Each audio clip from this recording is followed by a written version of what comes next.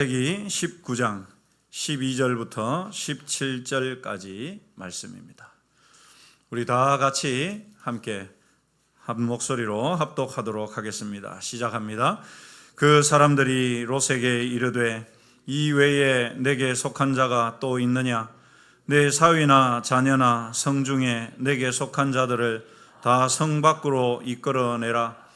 그들에 대한 부르짖음이 여호와 앞에 크므로 여호와께서 이곳을 멸하시려고 우리를 보내셨나니 우리가 멸하리라. 롯이 나가서 그 딸들과 결혼할 사위들에게 말하여 이르기를 여호와께서 이 성을 멸하실 터이니 너희는 일어나 이곳에서 떠나라 하되 그의 사위들은 농담으로 여겼더라. 동틀 때에 천사가 롯을 재촉하여 이르되 일어나 여기 있는 내 아내와 두 딸을 이끌어내라. 이 성의 죄악 중에 함께 멸망할까 하노라. 그러나 롯이 지체하매 그 사람들이 롯의 손과 그 아내의 손과 두 딸의 손을 잡아 인도하여 성 밖에 두니 여호와께서 그에게 자비를 더하심이었더라. 그 사람들이 그들을 밖으로 이끌어낸 후에 이르되 도망하여 생명을 보존하라. 돌아보거나 들에 머물지 말고 산으로 도망하여 멸망함을 면하라. 아멘.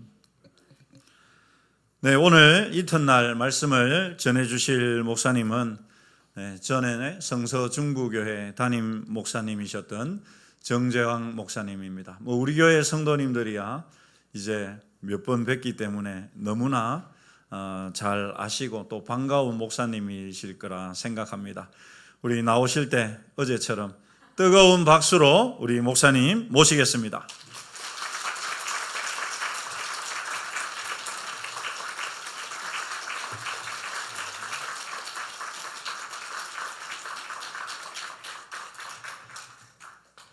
할렐루야. 아멘 소리가 참 귀합니다. 대표 기도하신 우리 권장로님 기도 중에 오늘도 주께서 귀하게 사용하시는 강사 목사님을 보내주셔서 감사합니다 할 때 아멘 제일 크게 한 사람이 저였어요. 다시 한번 해보겠습니다. 주님께서 귀하게 쓰시는 강사 목사님을 오늘 보내주신 것이 감사합니다. 아멘. 예. 여러분 아멘 참 중요합니다. 아멘은 나는 그대로 믿는다, 동의한다, 그렇게 될 줄로 여긴다 이런 뜻입니다. 그러니까 아멘은 믿음의 표현이고 아멘할 때 그 믿음이 표현되는 것이고 그 믿음대로 되는 것이 바로 아멘으로부터 시작이 됩니다. 아직도 아멘 안 하시는 분을 위해서 한 번 더. 어떤 교회 권사님이 신방을 봤는데 자기 가정이라기보다는 자기 아들네 가정.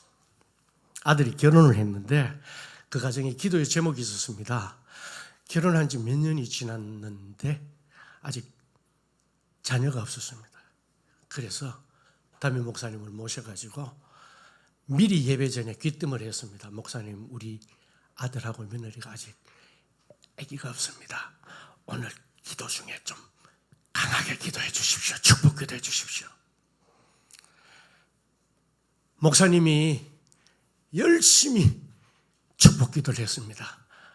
아들 낳게 해달라고, 아들 낳게 해달라고, 자녀를 주시라고. 그런데 아멘을 해야 되는데 기도 마치고 아멘 소리가 안 들려요. 들리긴 들렸는데 아멘 해야 될 사람이 며느리 아니겠어요? 며느리는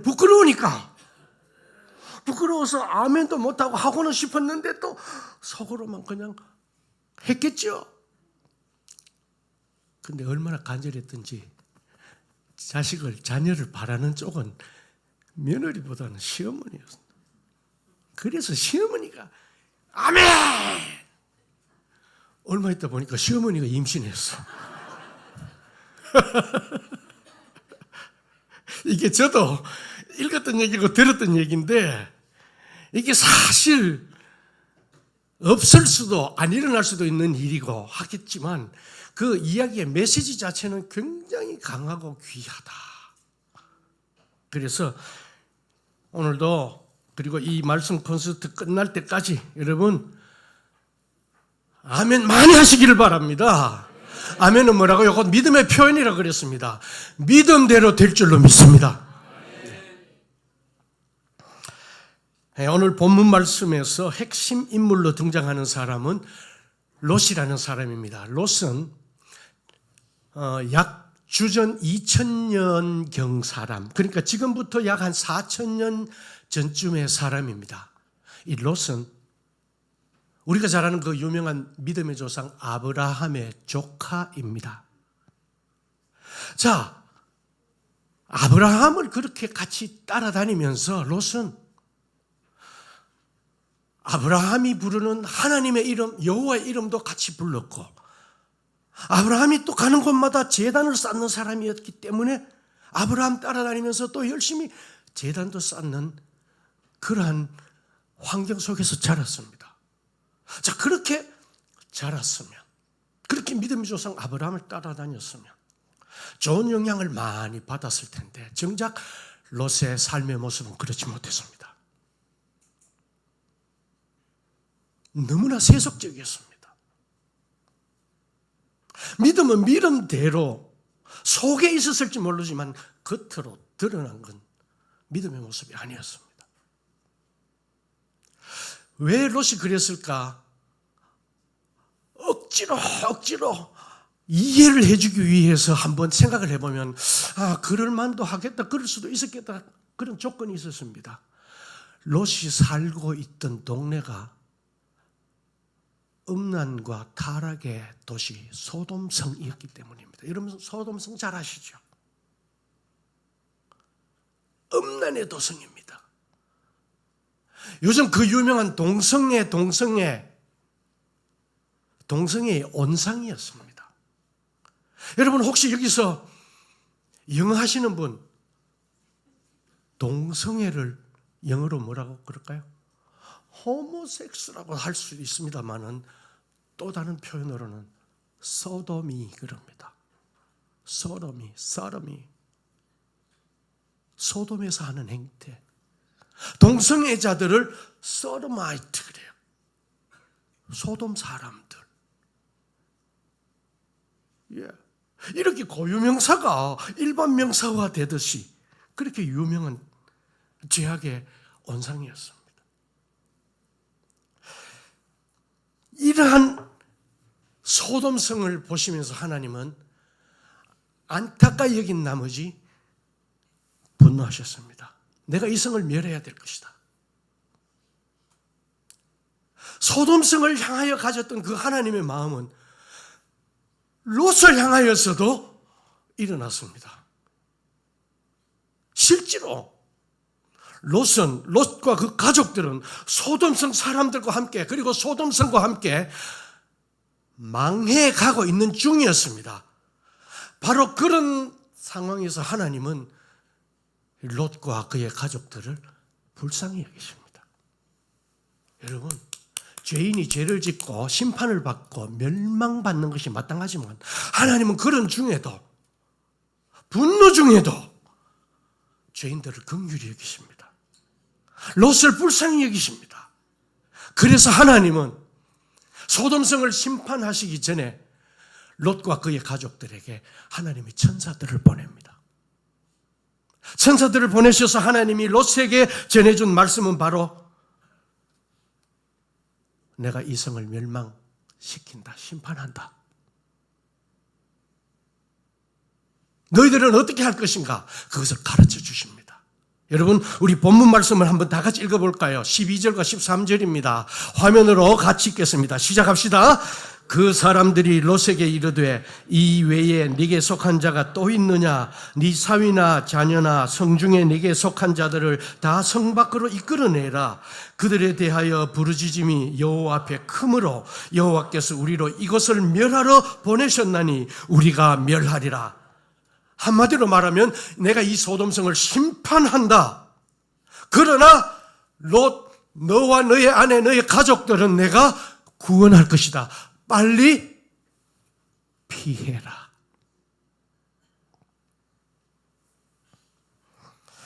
롯에게 기회를 주시는 겁니다. 여러분, 이런 하나님을 우리는 이해하기가 참 힘듭니다. 죄인은 멸망시키는 거고 심판하시는 건데, 아까도 말씀드렸다시피 내가 너를 구원하겠다. 너만은 내가 구원하겠다. 나는 내가 책임지겠다. 하나님 왜 이랬을까요? 많은 사람들이 우리 하나님을 심판하시는 하나님, 진노하시는 하나님으로만 오해하거나 착각하는데, 성경을 읽어보면 결코 그렇지 않습니다.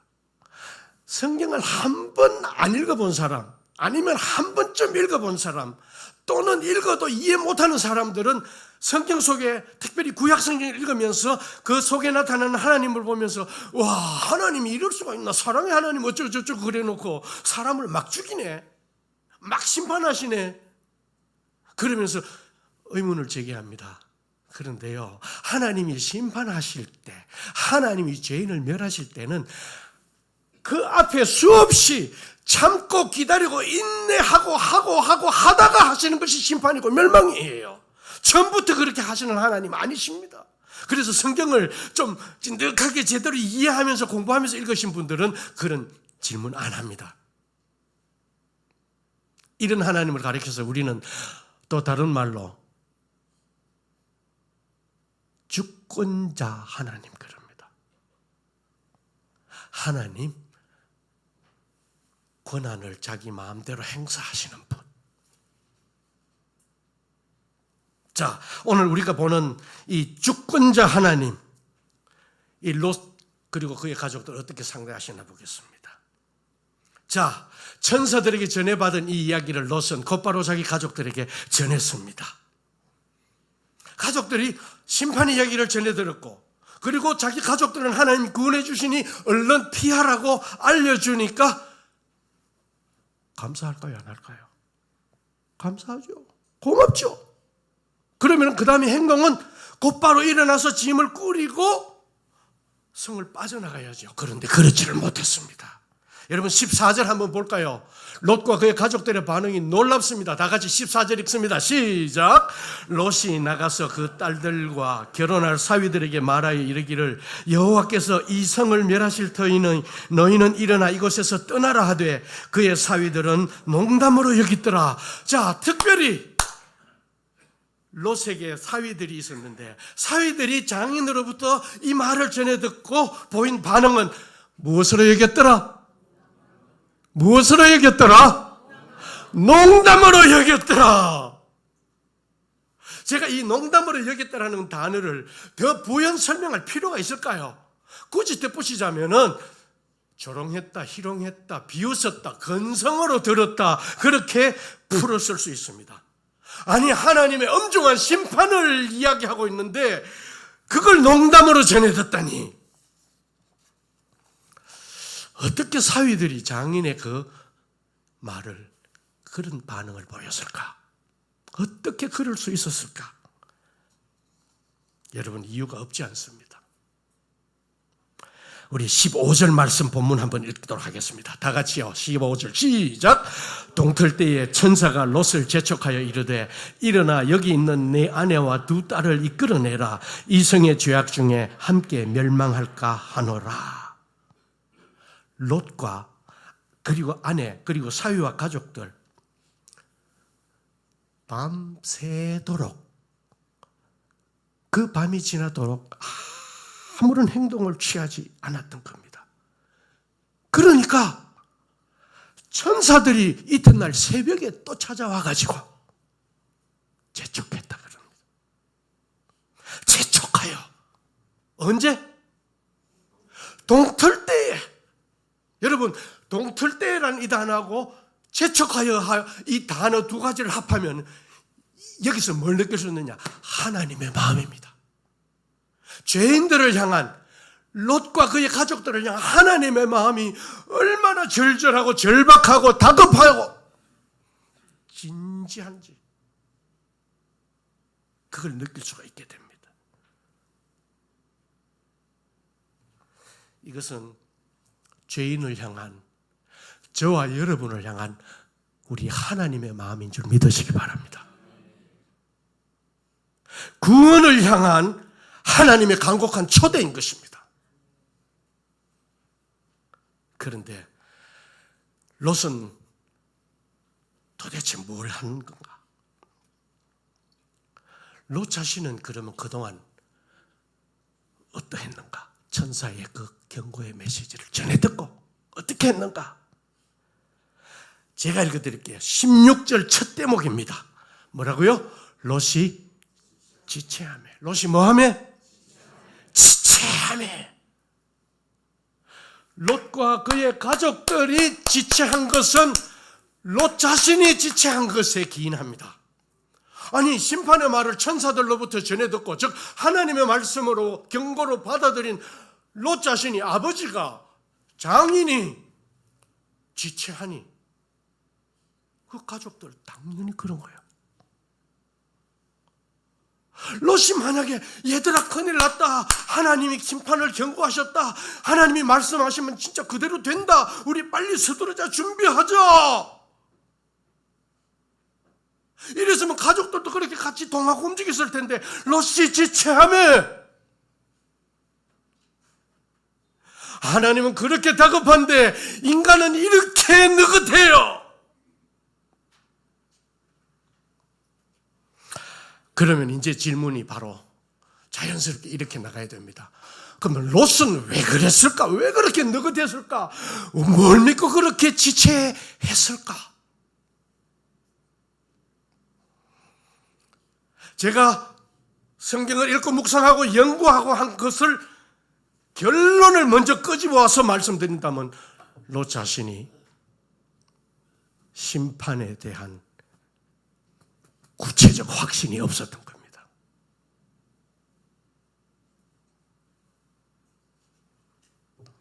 좀 더 구체적으로 말하면 뭐 때문에 그렇게 심판에 대해서 확신이 없었을까? 자신이 가진 재산과 재물 때문입니다. 여러분, 우리 창세기 13장 10절 11절에 보면은 이 롯의 생활상이 일부 그려져 있는데 롯은 돈 많은 부자였습니다. 재산과 재물이 많았습니다. 재산과 재물이 많은 데다가 욕심도 많았습니다. 욕심이 많으니까 재산도 재물도 많이 있었겠죠. 그런데 욕심 없이도 재산과 재물을 가질 수가 있어요. 그런데 재산과 재물 많이 가졌는 데다가 욕심까지 많았던 그러한 사람이었습니다. 그러니 심판 얘기를 들었을 때 이것이 긴가민가 싶기도 하고 또 긴가 싶기도 했다가는 생각하니 자기 재산, 재물이 이거 어떻게 해야 돼? 내가 이걸 버리고 떠난다. 요즘은 재산, 재물 많다 그러면은 웬만하면 그냥 은행에 넣어놓거나 아니면 가지고 움직이면 되는 것들. 근데 그때 당시는 그렇지 않았어요. 웬만하면 부동산이었어요. 땅이었어요. 그러니까 심판의 메시지를 듣고도 혹 마음의 동요를 느꼈을지라도 행동을 취하기는 쉽지 않았을 겁니다. 롯의 이러한 모습, 이것은 당시 소돔성 사람들의 대부분의 사람들의 모습이었습니다. 당시 소돔성 사람들, 믿음의 조상 아브라함의 영향을 받기보다는 롯은 믿지 않는 소돔성 사람들의 영향을 더 받았던 거죠. 자, 여러분 한번 우리 믿음의 상상과 추론을 해보십시다. 자, 당시 소돔성 사람들은 어떤 모습이었을까? 어떻게 살았을까? 물론 대표적으로 아까 성적으로 음란하고 문란한 삶. 그 다음에는 성경에 많이 나타나 있지 않습니다. 소돔성 사람들의 모습에 대해서. 그러나 일반적으로 그들은 넉넉했고, 그들은 걱정 없이 살았고, 그들은 풍족했고 유족했다. 그러니 일상생활에서 남들 하는 것처럼 먹고 마시고 사고 팔고 시집가고 장가들고 심고 집 짓고 그렇게 살았던 사람들이, 좀 더 좋게 말해주면 열심히 살았을 거예요. 그러니까 유족하고 풍족하게 그렇게 살았겠죠. 그러니까 또 정신없이 그렇게 문란하고 음란한 생활에 심취했었겠죠. 사람 먹고 살 거 없으면 그런 제약으로 안 빠지잖아요.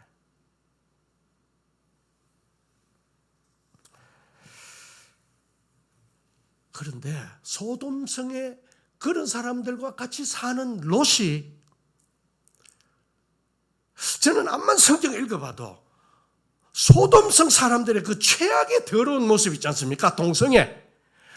이런 모습까지 롯이 배웠을까? 저는 그러리라고는 생각지 않습니다. 성경에는 그런 자취가 나와 있지 않습니다. 그렇다면 롯의 일상생활은 뭐였느냐? 동성애 빼줍시다. 성적으로 문란한 생활 빼줍시다. 그러면 뭘까요? 먹고 마시고 사고 팔고 심고 집 짓고 시집 가고 장가 들고. 여러분, 이렇게 살아가는 모습, 우리가 네 글자 전문 용어로 줄이면 뭐예요? 일상생활. 뭐라고요? 일상생활. 소돔성 사람들의 그 흉악한 죄의 모습을 빼주면 롯은 그냥 먹고 마시고 사고 팔고 시집가고 장가들고 심고 집을 짓고 열심히 살았던 거예요. 그런데 바로 그게 문제입니다. 목사님, 뭐가 문제입니까? 일상생활 열심히 한 건데 그게 뭐가 문제입니까? 아니, 저도 그렇고 여러분들도 그렇고 다 그렇게 살고 있지 않습니까? 먹고 마시고 사고 팔고 시집가고 장가들고 심고 집을 짓고, 그게 뭐가 문제입니까? 그런데 그게 왜 문제냐인 것을 우리 예수님께서 성경 다른 곳에서 짚어주고 계십니다. 여러분, 제가 먹고 마시고 사고 팔고 시집가고 장가들고 심고 집을 짓고, 우리 예수님이 오래전 노아 시대 때 사람들이 하나님이 물로 심판하실 때 그 이유가 바로 그거였다고 짚어주십니다. 노아 시대 사람들을 하나님이 왜 물로 심판하셨다고요? 먹고 마시고 장가들고 시집가고 사고 팔고 심고 집을 짓고, 이것 때문에, 일상생활 때문에. 다시 묻습니다. 그게 왜 문제인데? 일상생활 자체가 문제가 되는 것이 아니라 그것만을 위해서 살았던 거예요. 그것이 삶의 중심이었고 그게 삶의 전부였기 때문이에요. 뭐가 빠졌어요? 하나님이 보실 때 뭐가 빠졌죠? 하나님을 위해서는 네가 어떻게 살고 있느냐? 그의 나라와 그의 의는 어떻게 실천하고 있느냐? 내세와 천국에 대해서, 심판에 대해서는 너 준비하고 있느냐? 그것이 바로 하나님이 노아 시대에 그 사람들을 심판한 이유였고, 소돔성 사람들의 모습, 그들은 노아 시대 사람들과 똑같은 모습에다가 동성애를 포함한 음란함까지 더했기 때문에 소돔성을 심판하실 수밖에 없었던 거예요. 이해되시는 분들 한번 고개 끄덕끄덕 합시다. 나 이해했는데 옆 사람한테 자랑하듯이 옆에 분들한테 고개 끄덕끄덕 합시다. 그래요.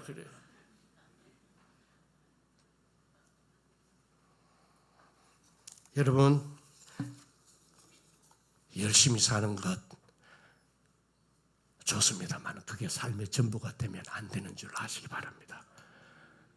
그게 삶의 중심이 되면 안 되는 줄 아시기 바랍니다.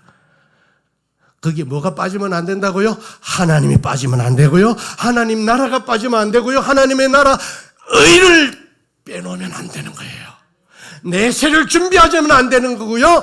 심판을 준비하자면 안 되는 거고요. 천국을 준비하지 않으면 안 되는 겁니다.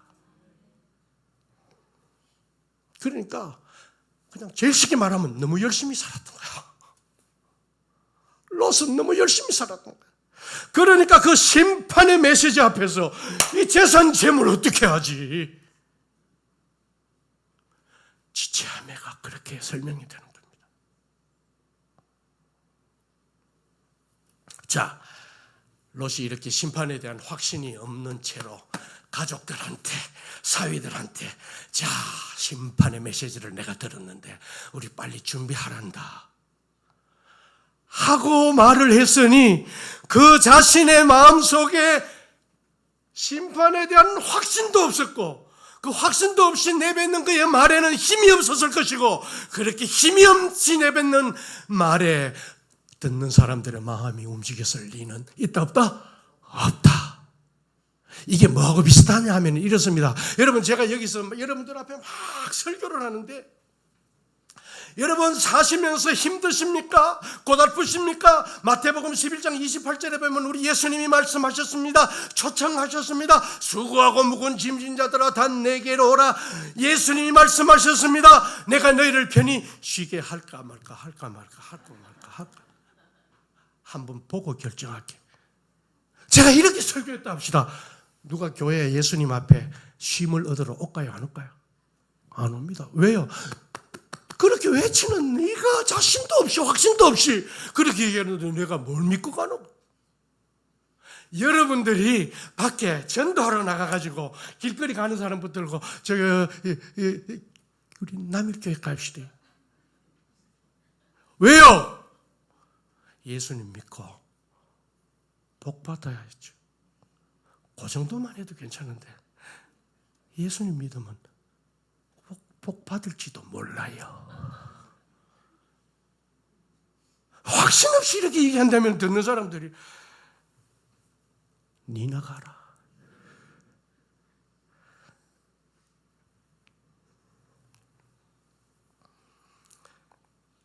롯이 그렇게 지체를 하니까 그 다음에 어떻게 되느냐. 여러분 16절 한번 봅시다. 상반절 같이 한번 볼까요? 다 같이요. 16절 상반절만요. 시작. 그 사람들이 롯의 손과 그 아내의 손과 두 딸의 손을 잡아 인도하여 성 밖에 두니. 자, 여기 나오는 그 사람들이 하나님이 보낸 천사들을 말합니다. 자, 천사들이 롯의 무엇과? 손과 또 그 아내의 손과 또 두 딸의 손을 잡아 어떻게 했다고요? 인도하여 성 밖에 두니.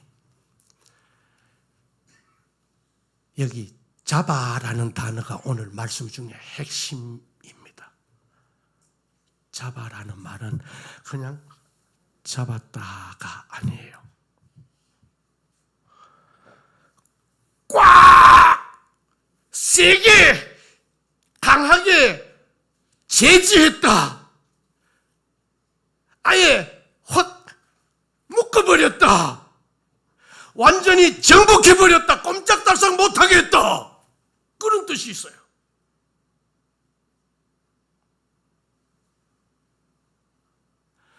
여러분 여기서 보는 게 뭡니까?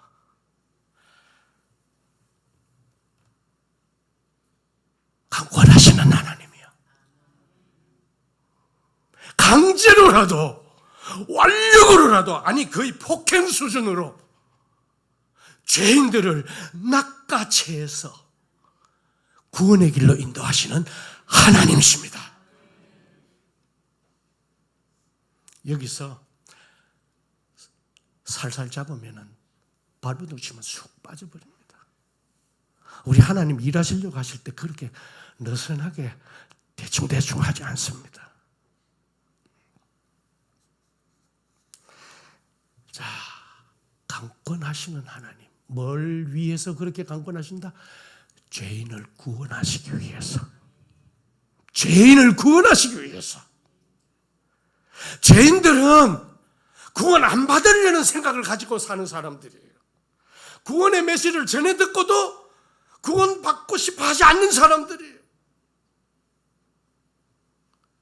그러니 하나님은 그냥 느슨하게 잡을 수도 없고 잡았어도 안 되는 거죠. 강권해서 아예 정복해버리는 거예요. 자, 여기서 정말 중요한 것 한 가지. 하나님이 죄인을 구원하기 위해서 그렇게 강권하실 때, 그렇게 완력까지 사용하시면서 일하실 때, 그 시점이 어느 시점인가? 어느 때 그렇게 하시는가? 롯을 보면 압니다. 롯의 그 당시 상황을 보면 압니다. 롯이 하나님 말씀 잘 들을 때였습니까? 안 들을 때였습니까? 안 들을 때. 롯이 경건할 때였습니까? 불순종할 때였습니까? 롯이 거부하고 거절하고 정하고 튕길 때, 바보같이 굴 때, 어린이들 아이처럼 철없이 굴 때, 아니 원수같이 굴 때, 아니 구원하겠다고 은혜를 베푸시겠다는 그 메시지 앞에서 하는 짓이 뭡니까? 원수 아니고서는 하나님을 부끄럽게 하는 행동 아니었을까요? 특별히 자기한테 특별한 은혜를 베푸시는데, 하나님이 도대체 왜 이러신다고요? 16절 하반절 한번 봅시다. 16절 마지막에 다 같이요. 시작. 여호와께서. 다시 한 번 더 시작. 여기 핵심 단어는 자비입니다. 액센트를 둬서 지금 읽었던 그 강세보다 한 3배 더 강하게 그 자비라는 단어를 우리 다시 한번 읽도록 하겠습니다. 다 같이 여호와께서 시작. 여호와께서.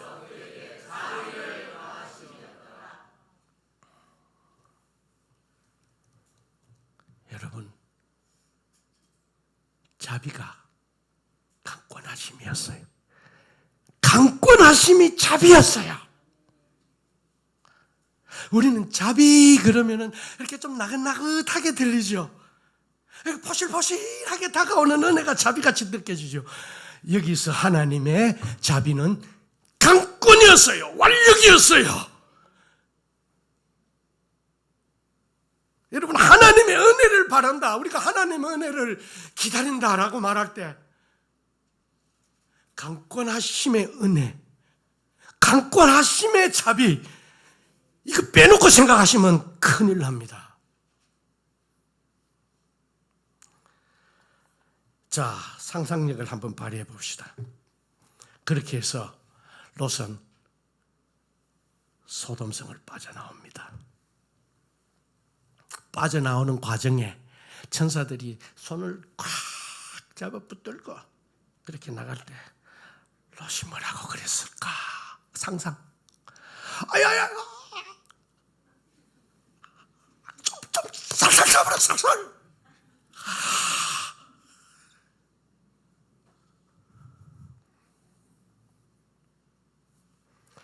좀 신사적으로 하자고.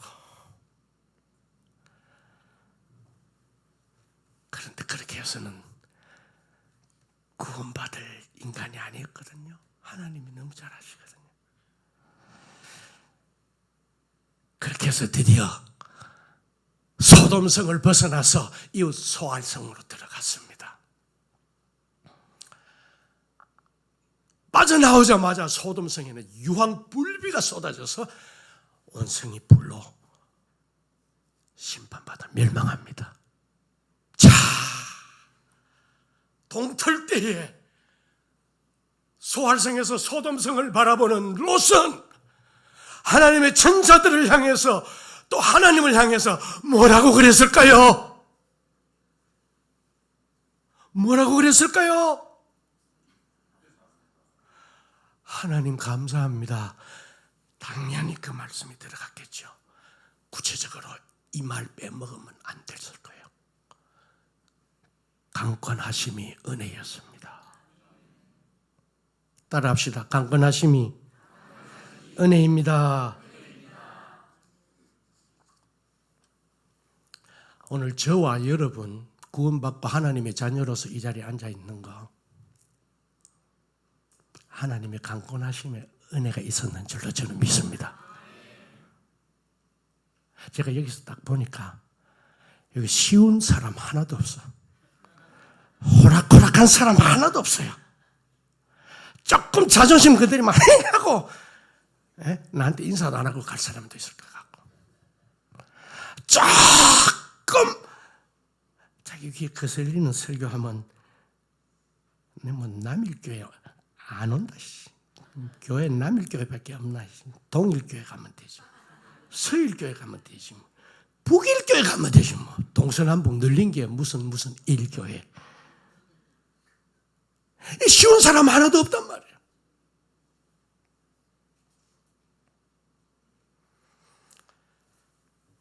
여러분, 그렇게 쉽지 않은 사람, 호락호락하지 않은 인간 저와 여러분을 하나님이 구원하실 때 대강 설컹설컹 했었더라면 하나님 아무도 안 믿었을 겁니다. 어떤 신학자가 한 인간이 예수를 안 믿다가 예수를 믿는데 그 사람 하나 예수 믿게 만드는데 돈이 얼마나 들었을까, 이걸 계산을 다 했더라. 이게 한 20여 년 전 통계인데 한 200만 원 정도 든대. 무슨 교회에서 전도하고 상품 갖다 주고 뭐 사다 먹이고 어디 데리고 가서 구경시켜주고, 교회 안 댕기는 노인들은 저 차 태워가지고 청와대 구경도 교회에서 시켜주고, 그런저런 돈 다 끌어모으니까 그만큼 들더라. 그러고도 교회 안 나온 사람들 얼마나 많은데. 한 인간이 교회를 안 다니다가 다니게 만드는데 드는 돈이 그 정도면 인력은 어느 정도 들었을까? 이 사람 교회 하나 다니는데 그 사람 전도하라고 서초 지나간 목사가 10명쯤 된대. 목사님이 찾아가서 신방도 해보고 전화도 해보고. 그래도 교회 안 나오는데 한 10명 정도는 거쳐간대. 여기도 그런 분들 많았을 거예요.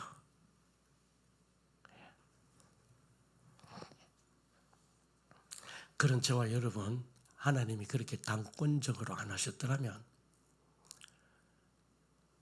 사탄의 손에 붙잡혀서 멸망의 수렁으로 빠진 사람들 적지 않을 줄로 저는 압니다. 한번 따라합시다. 강권하심이 은혜입니다. 혹시 여기 앉아 계시는 분들 중에 부부지간에 같이 앉아 있는 분 있어요? 제가 교회 생활 해보면 대체로 남편들이 교회를 늦게 와. 버티다가. 그런데 끝끝내 나오는 거, 그건 정말 대단한 사람, 남자예요. 그 과정을 보면 아내들이 얼마나 오래 기도하고 눈물 흘리고 참고 섬기고 아양 떨고, 그래서 오늘 이 자리에 앉아있는 남자들 손 들으러 가면 부끄러울 거니까 마음속으로 손 들어봐요. 자, 방금 마음속으로 손 든 분들 손 한번 들어봐요. 그래, 부끄러울 수 있어요. 그리고 혹시 여기 누군가 지금은 내가 이 자리에 자연스럽게 드나들고 앉아서 예배자가 되어 있지만은 날 이 자리에 앉히기까지 날 전도하려고 애쓴 구역의 집사님, 권사님, 장로님, 친구, 애간장 태우고 눈물 흘리고 기도하고 밥 사주고 떡 사주고 영화 보여주고 선물 보내주고, 그런 분들 옆에 있을 거예요. 그게 다 강권하시며, 누가복음 14장에 보면은 예수님이 이런 이야기를 하셨어요. 천국에 잔치를 베풉니다. 그런데 하나님이 자, 와서 먹자, 마시자 즐기자 하는데 인간들이 안 오려고 그래요. 그러자 하나님이 화가 나서 여봐라, 다시 나가서 들로 산으로 골목으로 대로로 다니면서 아무나 데리고 와라. 그 중에 혹시 오고 싶어 하는 사람들이 또 있을 줄 모른다. 먼저 초대받은 저 인간들은 배가 불러가지고, 아니 먹고 살만하니까, 아니 자기들 집 사고 땅 사고 시집 가고 장가 가고 자기들 일로 바쁘니까 안 올라 그러는데 다시 나가서 데려와라. 그런데 그냥 데려와라 안 그러고 뭐라고 하셨어요? 강권하여. 한번 따라합시다. 강권하여. 강권하여. 여러분, 우리 하나님이요 굉장히 극단적이십니다. 뭐하러 굳이 그렇게까지 하시나? 저도요 솔직히 목사인데 어떨 때는 그렇게 한번 이렇게 막 뿔뚝성질 날 때도 있고 또 그럴 때도 있어요. 막 선의를 베풀고 호의를 베푸는데도 안 알아주고 버티고 딴전 피우고, 놔둬라 하면 말어 놔둬라. 제 친구 목사 하나는요 저하고 같이 믿음 없이 교회 그냥 막 담배 피우러 한 번씩 오고, 뭐 크리스마스 때 가족하고 같이 평화를 위해서 한번 오고 하는 그런 분들 전도하려고 같이 어느 자리 같이 앉았는데 우리 친구 목사가 전도를 했는데 뺀질뺀질하게 말을 안 듣고, 안 간다 소리도 안 하고 간다 소리도 안 하고. 근데 우리 친구가 너무 야교로 화가 나니까 그러면 지옥 가서 뭐. 그런데 그분 장로님 돼 있어요 지금. 아니 그 과정을 보면 이렇다는 거예요. 사람 애간장을 태우고요 막 저주 비슷한 말까지도 그렇게 나가요. 그러면 지옥 가서 마. 그러니 하나님이 강권하시는 게 맞죠. 하나님 그렇게 극단적인 방법을 사용하시는 게 맞다는 거예요. 마태복음 23장, 누가복음 15장, 마가복음 15장, 누가복음 23장에 보면은 진짜 강권하심으로 은혜 받은 대표적인 한 사람이 소개되고 있습니다. 여러분들이 잘 아는 구레네 시몬. 한번 따라합시다. 구레네 시몬. 구레네라는 말 그리고 시몬이라는 말은 각각의 이름이 합해진 건데, 시몬이라는 말은 사람 이름, 구레네는 워낙 이 시몬이라는 사람이 많으니까 이 사람이 출신지를 앞에 붙여서 구레네 사람 시몬 이제 이렇게 부르거든요. 그럼 구레네는 어디냐 하면 지금 아프리카 저 북쪽에 보면 리비아라고 하는 나라가 있어요. 그 리비아의 지금 수도가 트리폴리거든요. 그 트리폴리 인근 지역을 예전에는 구레네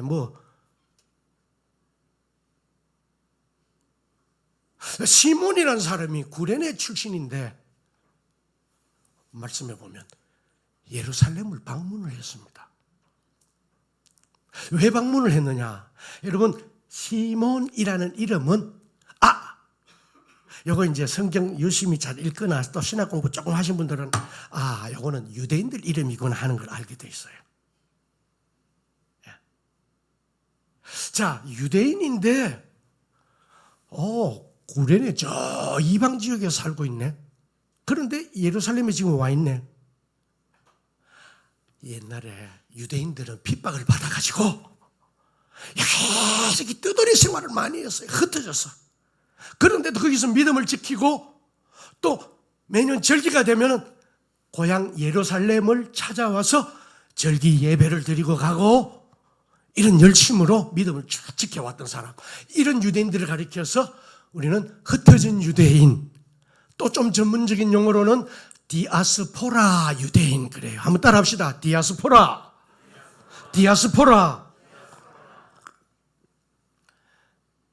이 구레네 시몬이 예루살렘에 왔는데 마침 길을 가는데 사람들이 명절을 끼고 복잡한 가운데 너무너무 복잡한 광경을 보고 말았습니다.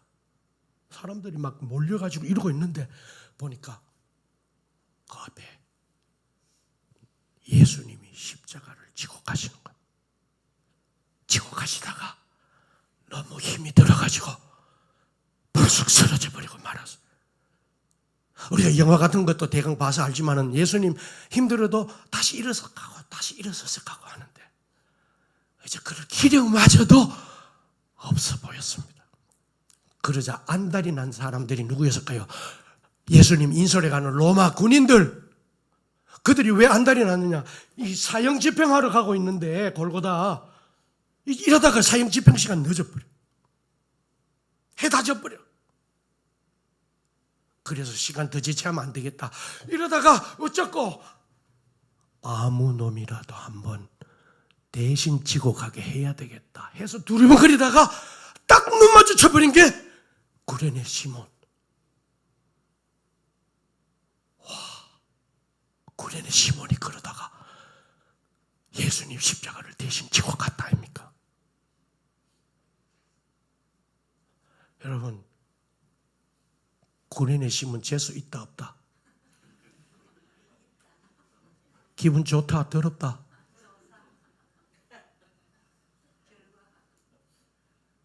아마 과정에는 그런 생각했을지도 몰라요. 여러분, 십자가라는 것은 당시 최악의 죄인들이 지는 형틀이잖아요. 그리고 구약 성경 때부터 십자가, 나무로 만들어진 그 십자가는 이거는 수치의 상징입니다. 부끄럽기 짝이 없습니다. 아니 그걸 멀쩡한 자기 죄도 없이 져야 된다니. 이거는 십자가가 무겁고 고통스럽다를 넘어서서 이 정신적으로 사람을 더 힘들게 만드는 조건이잖아요. 그런데 그걸 지고 갔습니다. 영문도 모른 채로 자발적 의지에서도 아니고. 그런데 성경에 보면 그 과정은 생략되어 있습니다만 결과적으로 이 구레네 시몬은 훗날 초대교회의 믿음의 지도자가 되었어요. 그게 로마서에도 나와 있고 마가복음에도 나와 있습니다. 그리고 그 믿음의 대가 아들들한테까지 이어져서 알렉산더와 루포 역시 초대교회의 믿음의 인재가 되어 있었어요.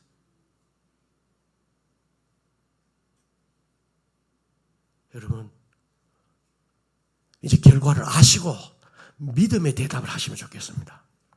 그렇게 십자가 진 구레네 시몬 재수 있다 없다? 대박. 억지로 진 십자가, 강권당해서 져야만 했던 그 십자가, 축복의 십자가가 되었다는 거죠.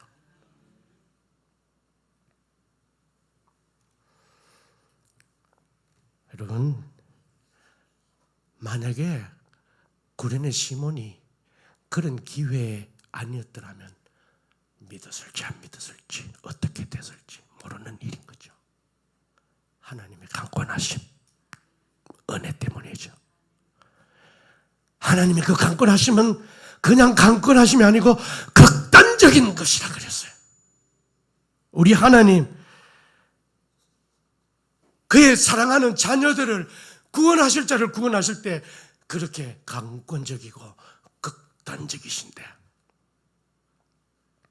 어느 정도까지냐? 피투성이가 되는 한이 있어도 하나님의 자녀는 하나님 구해내십니다. 한번 따라합시다. 하나님의 자녀는 피투성이가 되더라도 구해내십니다.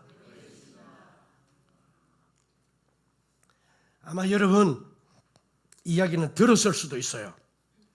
이스라엘 목자들이 들에서 양을 칠 때 한두 마리가 아니지 않습니까? 수십 수백 마리를 우리에서 이끌고 저들로 산으로 가서 풀어놓고 먹입니다. 그리고 이제 다시 우리로 오후 늦게 데리고 들어올 때 이 양들이 말을 잘 듣는다, 안 듣는다? 양을 우리가 순하다, 그래서 말을 잘 듣는다 생각하지만 순하다는 말은 조금 달리 표현하면 어리석다. 이 천방지축의 동서남북을 잘 모르는 인간들이에요. 게다가 뭐까지 나쁘다? 시력까지 나빠가지고 누구는 3m도 못 보고 누구는 1m도 못 본다, 그런 얘기까지 하잖아요. 그러니까 이런 양들을 목자가 우리로 무사히 이끌고 가려면 목자는 입도 쉬질 않습니다. 노래도 부르기도 하고 흥얼흥얼거리고 하나씩 이름도 불러주고.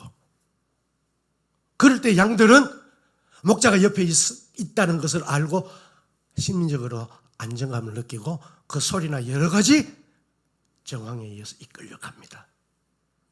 그런데도 우리 대한민국의 모든 집구석마다도 그런 경우가 있지만 자식들 중에 말 안 듣는 인간들 꼭 하나씩 있다. 그죠? 양우리들 중에도 그런 양들이 들어있어요. 목자가 아무리 해도 곁길로 가버리고 새버리고 그러다가는 구덩이에 툭 빠져버리고. 그럼 목자는 어떻게 해요? 디제라마. 목자, 그런 목자 아니죠. 어떻게 해요? 꼬부러진 지팡이 구덩이에 탁 던져서 양목 걸어가지고 끌어당겨 올리는 데잖아요. 그리고 또 몰고 가면서 어깨로 가려고 그러면은 막대기로 툭툭툭툭툭 쳐가면서 어이. 그런데 그래도 또 철없이 바보같이 원수같이 그는 양이 있답니다.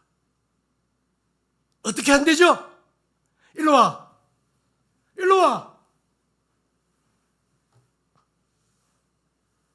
양을 딱 끌어내놓고 양다리 몽댕이를 목자가 부러뜨립니다. 멀쩡한 다리를 목자가 일부러 부러뜨린대요. 왜요?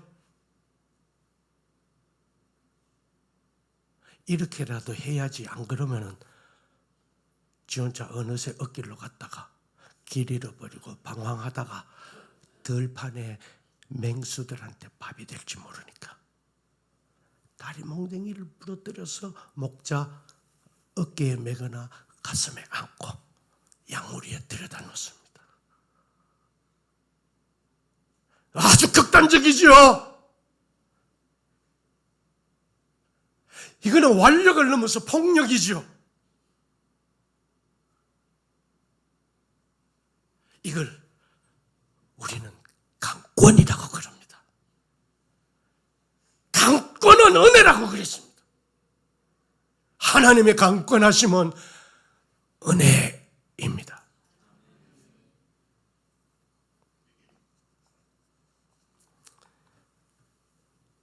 하나님이 저와 여러분 구원하실 때도 이렇게 하신 거예요. 얼마만큼 하나님이 극단적이냐. 하나님이 얼마만큼 저와 여러분 죄인들을 향하여 극단적이신가를 가장 잘 보여주는 것이 바로 우리 예수님의 십자가입니다. 어디 죄인 구하려고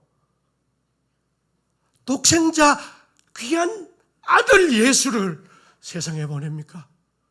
그것도 십자가에 못 박혀 수치의 그 죽음을 당케 하십니까? 아니, 그것도 하나님이 구원하시려는 그 대상 인간 죄인이 어떤 상태에 있었다고요? 그걸 가장 설명 잘 해주는 성경 구절이 로마서 5장 8절입니다. 어떤 상태에 있을 때? 로마서 5장 8절. 우리가 시작.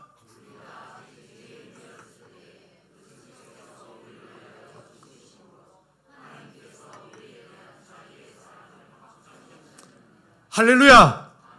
우리가 뭐 되었을 때에? 죄인 되었을 때. 그 다음에 로마서 5장 8절 한번 봅시다. 다 같이 시작. 6절부터 읽어야 되는데 6절 읽읍시다. 먼저. 그러면 시작. 우리가 아직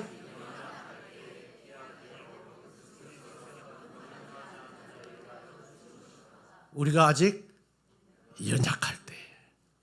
자, 로마서 5장 10절 말씀입니다. 다 같이요. 시작.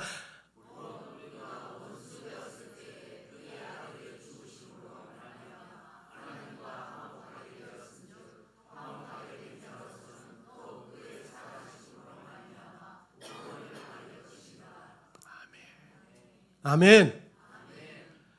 자, 하나님이 죄인을 구원하실 때, 하나님이 저와 여러분 구원하실 때, 죄인들의 상태는, 저와 여러분의 상태는 어떤 때였다고요? 첫 번째, 우리가 아직 연약할 때. 두 번째, 우리가 죄인이었을 때. 세 번째, 하나님께 원수가 되어 있었을 때. 극단적이 있죠.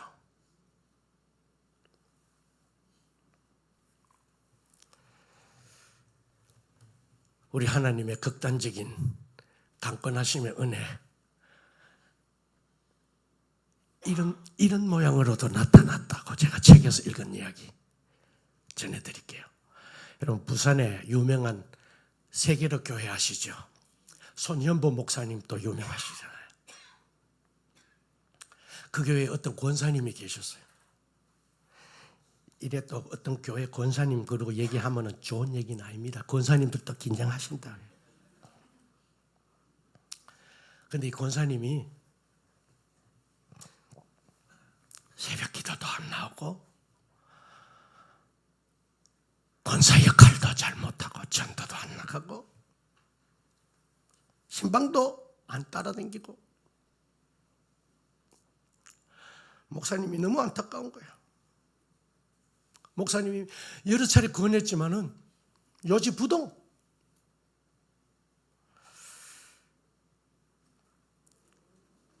권사님 마음은 어디가 있었느냐? 고추밭에 가 있어서.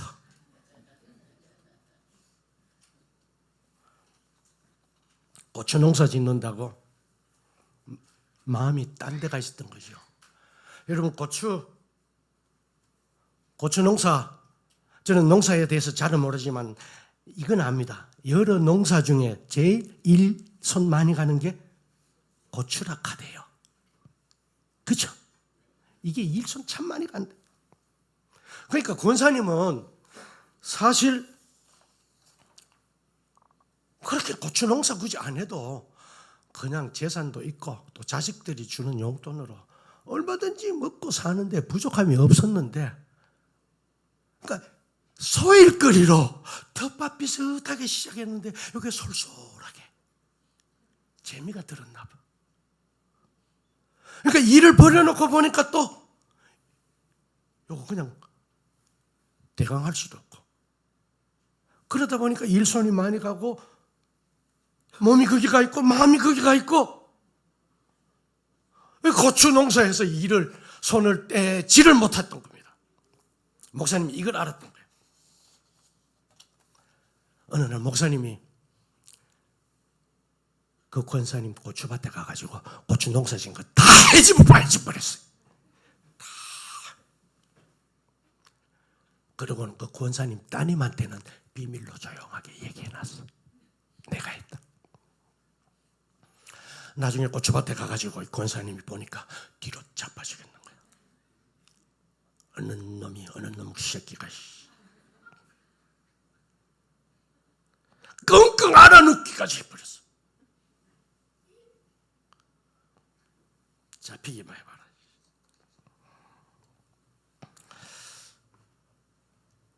며칠 있다가 손현보 목사님이 찾아가서 자수했습니다.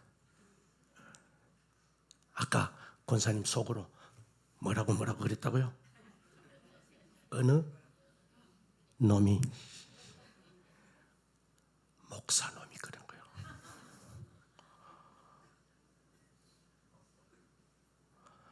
목사님이 그랬다니까. 권사님은 고추가 파헤쳐져서 고추 농사 망친 것에 한번 넘어졌고, 목사가 그러다니까 한 번 더 넘어졌고.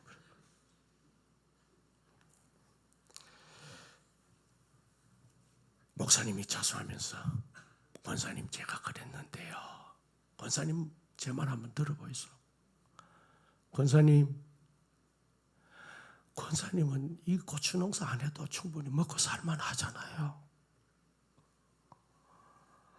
그런데 그 소소한 일에 그렇게 시간 바치고 몸 바치고 그러는 머리에 귀하고 큰 하나님의 위대한 일, 그걸 저렇게 내팽개쳐버리고 말 수가 있습니까? 교회에 기도할 제목이 얼마나 많은데요. 대신자를 위해서도 기도해야 되고, 주의 종들을 위해서도 기도해야 되고, 선교사들을 위해서도 기도해야 되고, 구약 식구들 위해서도 기도해야 되고, 전도도 못 따라다니시고, 권사님 신방도 못 따라다니시고. 그래서 제가 그랬습니다.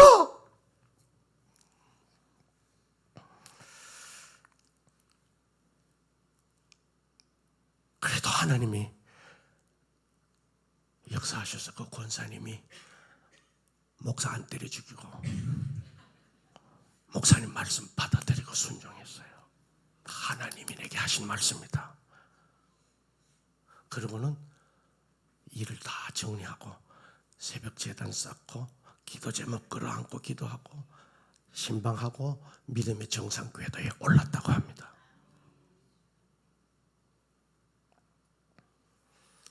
여러분, 이 고추 농사 목사가 갈아엎은 거 하나님의 강권하심이에요. 이렇게 안 하면은 못 헤어나오고 못 빠져나오는 거예요.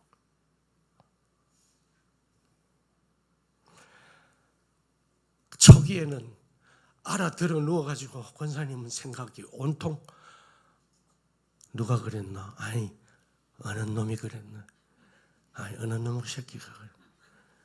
어느 집안 종래기가 그랬나? 온갖 욕, 원망, 저주를 다 쏟아놓고 그 시간들이 괴롭고 고통의 시간들이었을 텐데, 이게 권사님을 믿음의 정상 궤도에 올려놓게 한 하나님의 손길이고 하나님의 방법, 그 하나님의 방법은 강권이었던 거예요. 여러분, 제가 지금 말씀드린 수많은 성경의 이야기들과 여러 예들을 보면은 우리 하나님의 은혜는 내가 예측할 수 없는 모양으로 내게 다가오는 경우가 많습니다. 아까도 말씀드렸지만 자비라는 단어, 은혜라는 단어는 우리는 그냥 보들보들하게 봄바람, 가을바람처럼 이렇게 여겨지죠. 그런데 수많은 경우 하나님의 은혜는 강권, 완력, 때로는 폭력성을 띠고 나를 미치도록 만들어버려요. 나를 알아눕게 만들어버려요.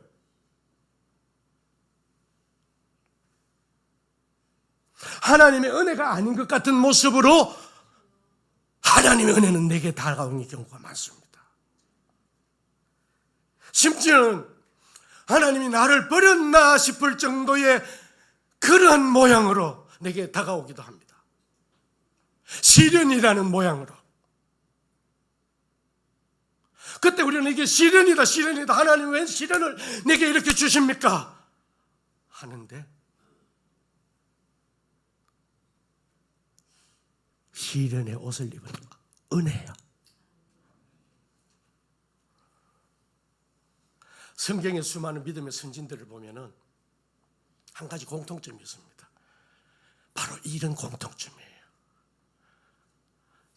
하나님이 억울하게 고통당하게도 하시고 맞아 죽을 뻔하게도 하시고 편안하게 잘 살고 지내는데 떠나라 가라 강권하시기도 하시고, 아브라함이 그랬고요, 요셉이 그랬고요, 모세가 그랬고, 다윗이 그랬고, 다니엘이 그랬고, 바울 사도도 그랬고, 성경 밖에도 그런 인물들이 여럿 있는데 남일교회도 한 30명 정도 그런 분이 있는 줄 저는 압니다. 우리 옆에 분들 한번 봅시다. 다 같이. 이렇게 참 귀하십니다 하고 한 손 내밀어서 축복합시다. 귀하십니다.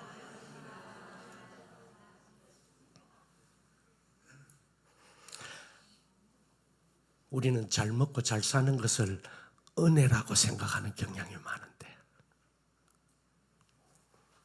하나님은 그렇지가 않아요.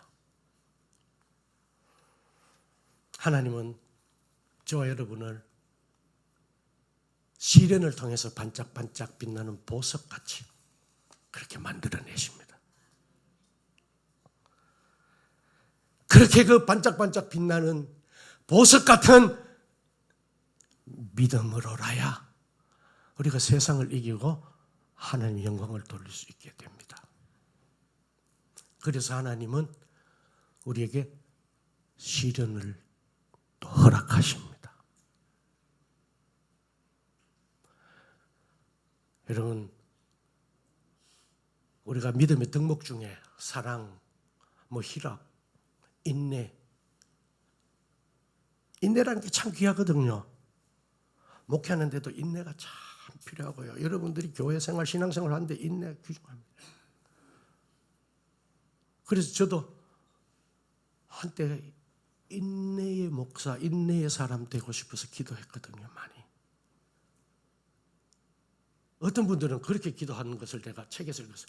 하나님 제게 인내를 주십시오. 인내의 은사를 주십시오. 지금 당장 주십시오. 인내의 은사는 지금 당장 줄 수가 없어요. 인내는 그렇게 만들어지는 게 아니에요. 인내가 어떻게 만들어지는지 아시는 분? 요거 로마서에 보면 환난은 뭘 낳고? 인내를 낳고 그래요. 영어 성경 읽어보면 더 선명하게 드러나요. Tribulation 그러면 시련 환난이거든요. Tribulation produce 뭐예요? 생산해낸다, 만들어. Tribulation produces patience, 인내. 인내의 은사 원하시는 분? 싫어요. 인내가 얼마나 귀한 덕목인데. 그런데 환난, 그게 나를 인내의 사람으로 만들어가는 시련, 그게 시련의 옷을 입었지, 그게 축복.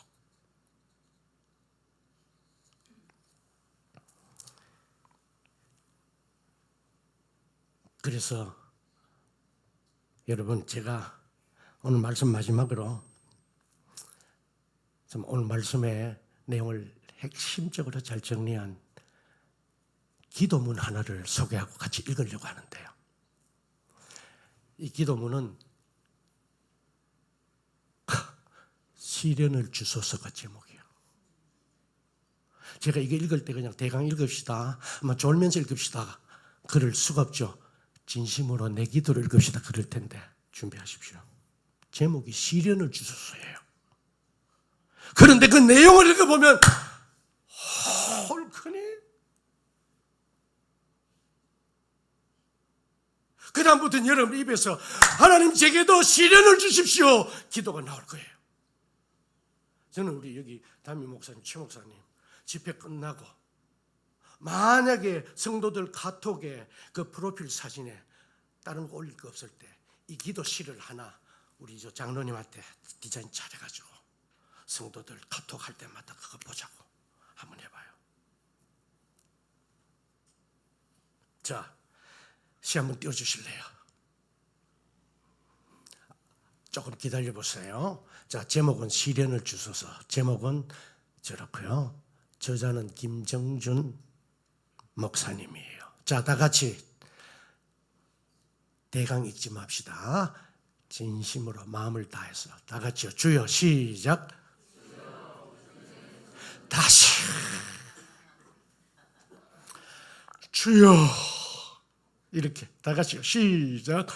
주여, 이전에 저는 은혜가 시련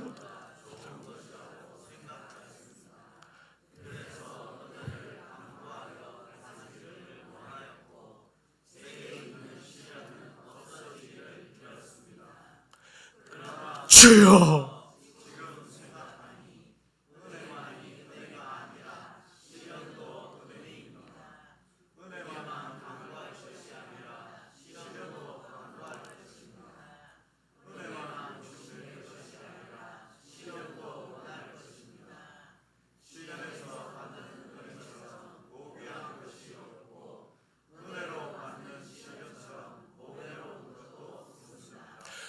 주여.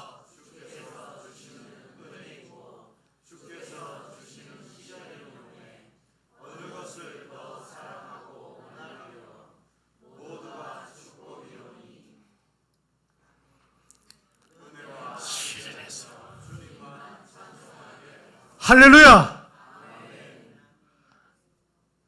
아직도 동의가 안 되시는 분들이 있나 봐. 아멘이 안 돼. 이 기대를 내 기도로 삼고 싶으신 분들 믿음으로 한번 아멘 합시다. 오늘 제 긴 설교를 딱 요약해주는 시가 바로 이 기도문이고, 이 기도문을 딱 요약해주는 한마디가 뭐냐? 우리는 시련이라 쓰고 은혜라 읽는다. 글자는 시련으로 딱 써놓고 읽을 때는 은혜 그러고 읽을 줄 알아야 돼요. 방송실 한번 글자 띄워주실래요? 다 같이요. 시작.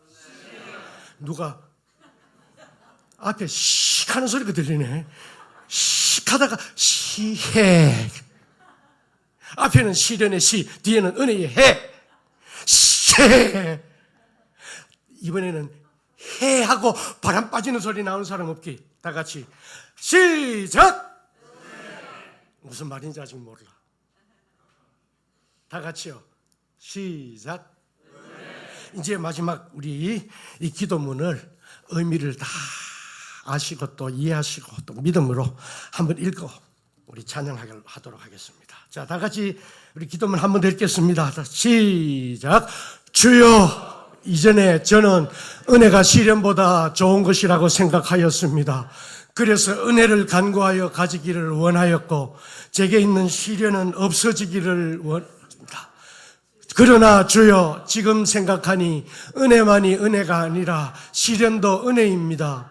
은혜만 간구할 것이 아니요 시련도 간구할 것입니다. 은혜만 욕심낼 것이 아니라 시련도 원할 것입니다. 시련에서 받는 은혜처럼 고귀한 것이 없고 은혜로 받는 시련처럼 보배로운 것도 없습니다. 주여, 주께서 주시는 은혜이고 주께서 주시는 시련이오매 어느 것을 더 사랑하고 원하리요. 모두가 축복이오니 은혜와 시련에서 주님만 찬송하게 하소서. 그래서 우리는 시련이라고 쓰고 이것을 은혜라고 읽습니다. 할렐루야. 우리 마지막 찬양 하나 부르고 말씀 붙들고 기도하십시다. 그럼에도 불구하고 우리 찬양단이 있으면 같이 나와서 합시다. 찬양단. 마음속에 어려움이 있을 때, 마음속에 어려움이 있을 때,